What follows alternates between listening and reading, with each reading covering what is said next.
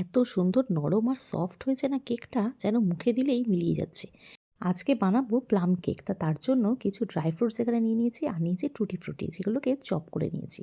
এখানে 1.5 কাপ মতো নিয়ে নিয়েছি ময়দা, চিনি করে গুঁড়ো করে নিয়েছি, সেটা নিলাম 1 কাপ মতন, দিয়ে দিয়েছি 1 চামচ মতন বেকিং পাউডার, 1/2 চামচ মতন বেকিং সোডা, দিয়ে সামান্য একটুখানি এগুলোকে মিলিয়ে তার মধ্যে দিয়ে দিলাম একটু এলাচের গুঁড়ো, আর দিলাম এখানে বাটার মেল্ট করে রেখেছিলাম, সেটা দিয়ে দিলাম, আর দিয়েছি এখানে 2টো কমলালেবুর রস। এবারে কিছুটা ড্রাই ফ্রুটস এর ভেতরে দিয়ে দিচ্ছি, দিয়ে ভালোভাবে এটাকে আমি মিশিয়ে নেব।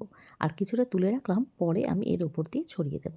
অল্প অল্প দুধ দিয়ে এই মিশ্রণটাকে ভালোভাবে মিশিয়ে নিতে হবে। নিয়ে নিচ্ছি একটুখানি ভ্যানিলা এসেন্স।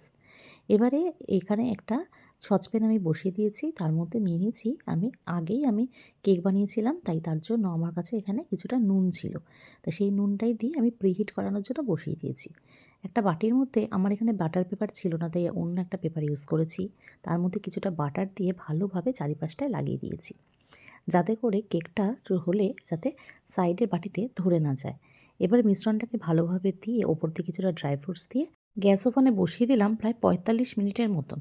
45 মিনিট পরে একটা কাঠি দিয়ে চেক করলাম, দেখলাম কাঠিটা সুন্দর উঠে আসলো। তার মানে আমার এখানে কেকটা কমপ্লিট হয়ে গেছে।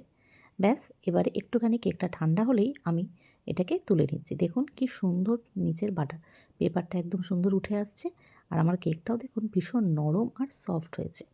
বাড়িতেই কিন্তু খুব সহজ পদ্ধতিতেই এরকম কয়েকটি ইনগ্রেডিয়েন্টস থাকলেও কিন্তু আপনারা বানিয়ে নিতে পারবেন প্লাম কেক। ভিডিওটা ভালো লাগলে অবশ্যই একটা লাইক করে দেবে, কমেন্ট করে দেবে আর সাবস্ক্রাইব করতে ভুলবেন না। টাটা।